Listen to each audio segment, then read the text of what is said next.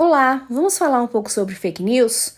Hoje a proposta é conhecer alguns tipos de fake news que existem. Talvez vocês nem saibam que algumas dessas formas são chamadas de fake news. Vamos lá?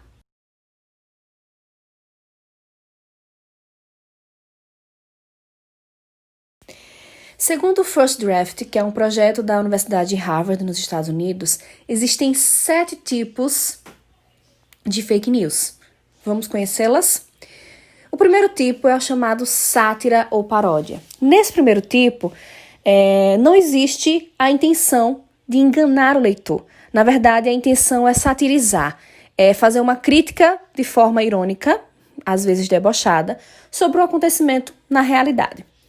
Aqui no Brasil, nós temos o conhecido site Sensacionalista, que, como ele mesmo, vocês podem ver aí no site deles, eles já colocam abaixo do nome que são isentos de verdade. Esse isento de verdade não quer dizer que eles são de fato isentos, eles não têm, na verdade, eles não têm verdade. Eles utilizam fatos reais, mas com o propósito de satirizar, de ironizar e de fazer uma crítica no final das contas. Hoje, as pessoas sabem disso, mas quando o sensacionalista surgiu no Brasil, muitas pessoas acharam que o conteúdo era verdadeiro e compartilhavam indignadamente. A única forma de uma sátira, de fato, enganar é quando as pessoas não percebem que é uma sátira.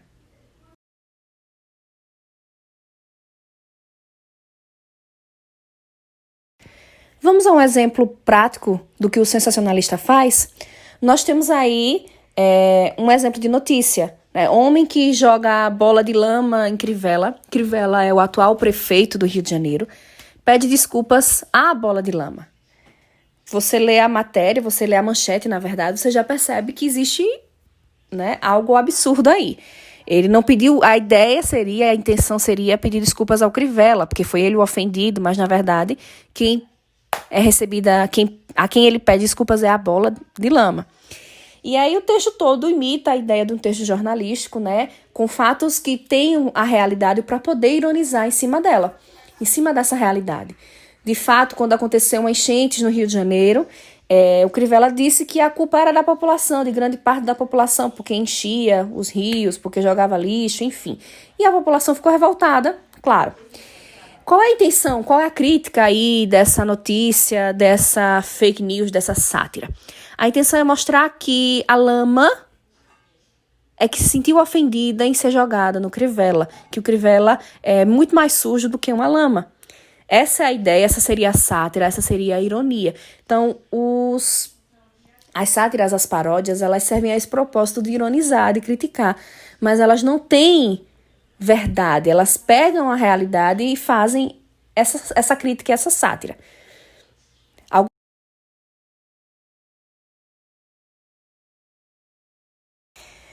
O segundo tipo já é chamado de conteúdo fabricado. Essa é a fake news nua e crua.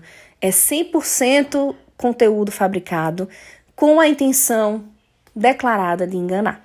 Tá vendo todas essas manchetes aí? Todas elas têm como esse bebê diabo aterrorizando a cidade. São manchetes reais da década de 70 em São Paulo. Mais precisamente, em 1975, que era um domingo de Dia das Mães na época, já acordou de forma bem diferente de um dia de domingo como Dia das Mães típico. Por quê? Esse jornal Notícias Populares colocava em sua capa essa notícia sobre esse bebê diabo que tinha nascido em São Bernardo do Campo, interior de São Paulo. E viralizou. Os boatos correram, mexeu com o imaginário popular e por 25 dias seguidos, esse jornal aproveitou-se dessa notícia, desse bebê diabo. Deu tão certo que a revista ou o jornal que vendia 80 mil exemplares pulou para 200 mil exemplares vendidos durante esse tempo. Mas o que aconteceu de verdade? Como é que as pessoas acreditam e dizem que esse bebê diabo estava matando, chupando sangue por aí? Na verdade, de fato, nasceu uma criança em São Bernardo do Campo. E nasceu com anomalia. Ela tinha protuberâncias na testa e uma protuberância no cóccix, que dava a entender que eram chifres e rabo, então era um diabo, né? Só que eram anomalias que poderiam ser retiradas com a simples cirurgia lá mesmo. Um jornalista até foi lá verificar, trouxe os dados reais para a edição, mas a editora, o jornal, disse, não, vamos lucrar com isso. Então, eles incrementaram e fizeram conteúdo todo fabricado desse bebê para vender. E deu certo. Então, isso mostra que fake news não é uma coisa recente. Ela pode ter sido intensificada por conta das redes sociais. Mas esse é o segundo tipo de fake news, que é o conteúdo completamente fabricado.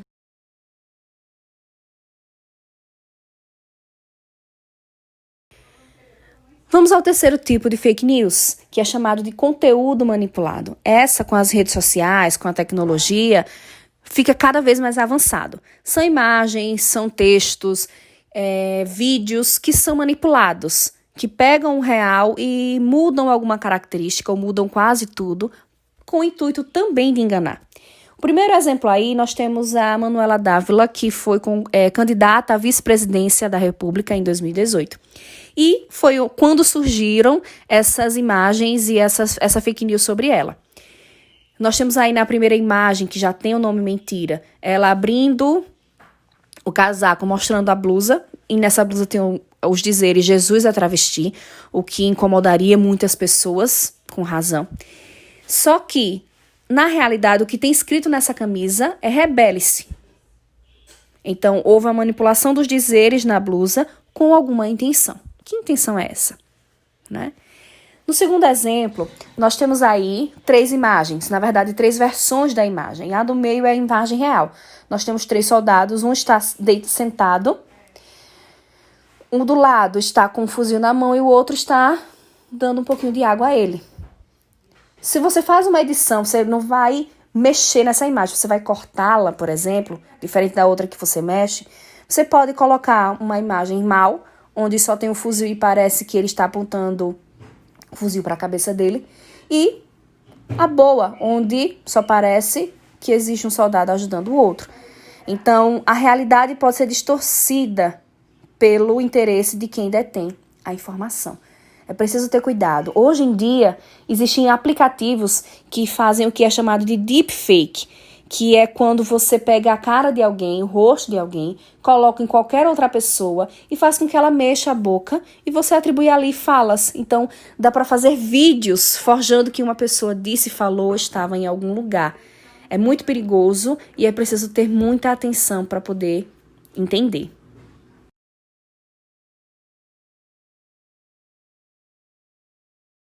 O quarto tipo de fake news é muito conhecido. Desde o início das redes sociais, nós temos esse exemplo de fake news, que talvez a gente nem sabia que fosse. É quando falas, dados, informações são atribuídas a pessoas que não disseram ou fizeram tal coisa. Então, nós temos desde frases de poetas que atribuíram a Clarice Lispector, por exemplo, Caio Fernando de Abreu, a falas de políticos, de pessoas públicas, ofendendo outras, ofendendo alguma coisa, e que, na verdade, elas nunca disseram. Então, existem níveis, né? Aparentemente, atribuir uma fala a uma poetisa, uma fala bonita a um poeta, não tem problema. Mas toda fake news tem problema. A partir do momento que você se engana, tem problema. Qual é o exemplo que eu coloquei aqui? Um exemplo de um texto que viralizou no Facebook, no WhatsApp, sobre os ataques que aconteceram na escola de Suzano, em São Paulo. Atribuída a Padre Fábio de Mello, com o nome, o melhor texto que eu já li sobre o assunto. Quando você lê, para os leitores agora, quando você lê um texto de uma pessoa, dessa mesma pessoa, vários textos dessa mesma pessoa, você percebe que ela tem uma forma de escrita e que você consegue identificar. Então, quando quem costuma ler os textos que Padre Fábio publica, percebe que existe um padrão, existe um tipo de linguagem, a forma como ele fala, que quando você lê um texto que não é dele, mas dizem que é, você percebe. Mas que, assim, mesmo que não perceba, Padre Fábio está vivo. E ele veio a público, no seu Twitter, nas suas contas oficiais, desmentir, dizer que esse texto que estava viralizando, na verdade, não é dele. O único texto que ele falou sobre o tema, e ele coloca embaixo qual foi o único texto que ele escreveu sobre o tema.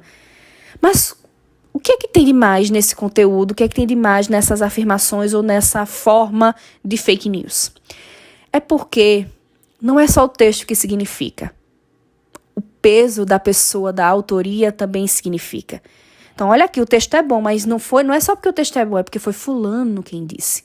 Esse fulano que tem uma função social importante, que as pessoas respeitam. E aí o texto ganha maior relevância, maior importância, porque foi atribuída a tal pessoa.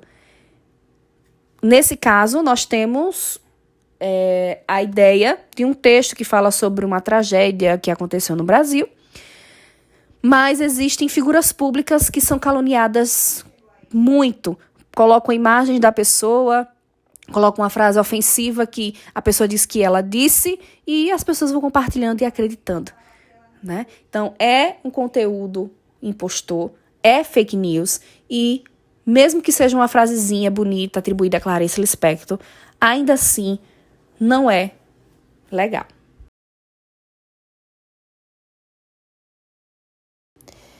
O quinto tipo de fake news é chamado de contexto falso. Agora, a imagem ou até a fala são reais. A pessoa realmente falou aquilo, aquela imagem realmente é real, mas o local onde ela é posta, o contexto em que ela é inserido, não é real. Olha o exemplo dessa imagem aí. Nós temos a imagem de Copacabana, no Rio de Janeiro, a praia de Copacabana, no Rio de Janeiro, lotada. O texto, que foi uma publicação de 22 de março, no Facebook, diz a quarentena no Rio de Janeiro. E aí mostra, né? Se indigna o que vai morrer de gente, a Itália irá perder longe. Então dá a entender que no meio de uma pandemia, o Brasil decretou quarentena e as pessoas lotaram as praias, ou seja, muita gente vai ser contaminada e muita gente vai morrer. Só que essa foto é de 2009, 11 anos antes de qualquer epidemia, de qualquer quarentena aqui no Brasil. Então, a imagem é real, ela não é adulterada, só que ela não é desse contexto. E isso acontece muito. Imagens que são reais, mas que não pertencem àquele momento, que condiz com aquele contexto. Falas reais, mas que estão fora de contexto. É um tipo de fake news também muito comum.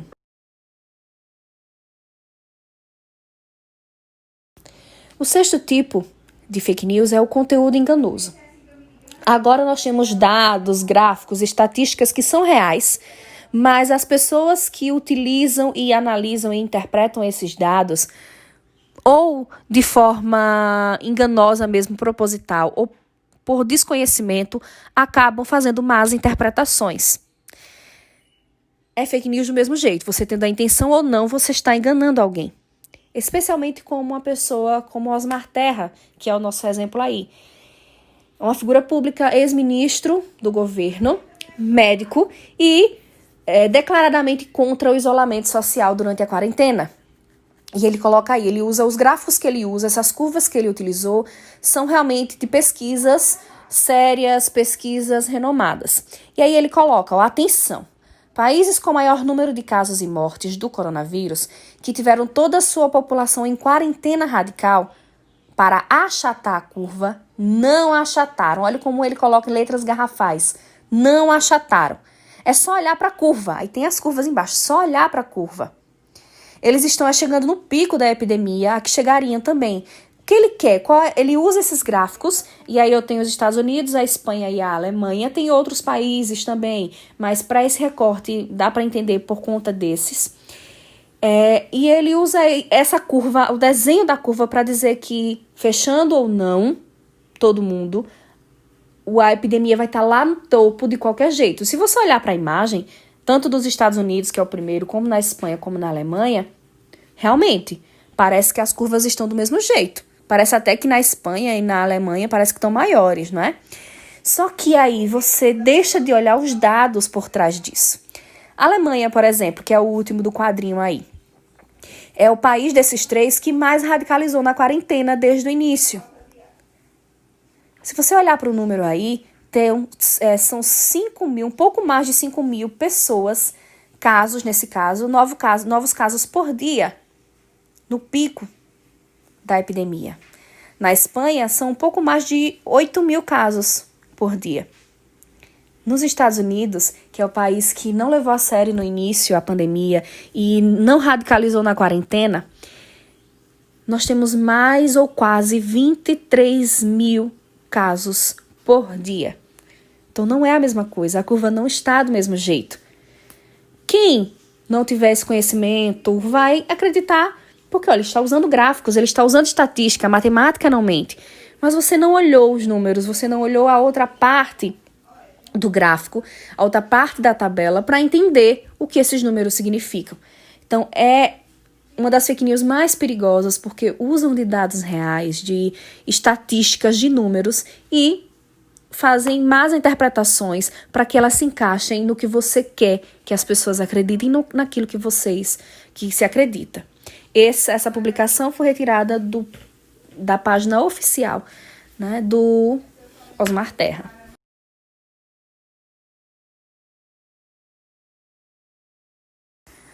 O sétimo tipo e último é a conexão falsa. Esse nós podemos relacionar aos clickbaits. O que são clickbaits? É quando nós temos manchetes, títulos que chamam a atenção e você se atrai a clicar neles para ver do que o texto está falando. Eu coloquei um exemplo aqui de um site, mas eu acho que um exemplo melhor para vocês seria em alguns perfis de Instagram. Perfis de fofocas de Instagram, para quem usa. Coloca lá a imagem com o título e aí bloqueia uns comentários, aí diz, olha o que aconteceu, e bota a imagem triste, e todo mundo ficou, e choca os fãs. Veja mais nos stories. E aí você vai, para você saber o que você tem que fazer, clicar nos stories daquele perfil para poder ver. O que a pessoa quer com isso? Quando você vai ver, não tem nada demais do que você imaginou. Era uma besteira. Uma coisa até que você já sabia. Mas a intenção era views. Era que você visitasse o story dessa pessoa e que ela conseguisse número de views. Assim como um clickbait num site. Você abre uma página, você abre uma notícia, tem anúncios, tem empresas anunciando. Esses anúncios significam dinheiro. Então, quanto mais visualizações, melhor para aquele site. Então, é realmente caçar cliques. Olha aqui esse exemplo. Anitta tem prisão decretada após grave denúncia e crime da cantora deixa público sem acreditar. Poxa, essa matéria aí é de novembro do ano passado. Você leu uma manchete disso e eu não estava sabendo. Que crime terrível. A polícia decretou a prisão dela, daqui a pouco ela vai ser presa e choca os fãs o que foi que ela fez. Então você já fica querendo saber o que foi que ela fez, por que ela vai ser presa. E quando você abre a notícia, você não tem ideia de um motivo, até porque não tem uma prisão decretada. O que existem são pessoas que, aleatoriamente, que estavam querendo assinar uma petição para que ela fosse penalizada. Mas a matéria nem disse, porque nem sabe, porque para ela nem ficou claro qual era o motivo da petição, do motivo de pedir para ela ser presa. Não tem matéria aí. A Anitta não foi presa, como nós sabemos, e não teve crime. É só realmente uma ideia de usar uma pessoa pública para ganhar cliques mesmo. Esse é um exemplo básico de clickbait. E assim, nós conhecemos um pouquinho desses 7 tipos de fake news. E aí, lembra do questionário que eu passei para vocês? Existia uma pergunta que vocês tinham que responder sobre se já tinham recebido e compartilhado fake news. Para quem respondeu que já tinha recebido e que nunca compartilhou, depois de conhecer esses 7 tipos, mudaria a resposta? Conhecer um pouquinho mais, soube de alguma coisa que nem sabia, nem imaginava que era fake news e hoje descobriu que era? Dessas 7, nós só não vamos trabalhar muito a primeira, porque ela é a única das 7 que não tem a intenção de enganar. A intenção dela é criticar, ironizar, que é a sátira. Mas das demais, nós vamos trabalhar um pouquinho de cada para entender que objetivos, que tipo de enganação elas nos trazem quando elas são divulgadas como verdades.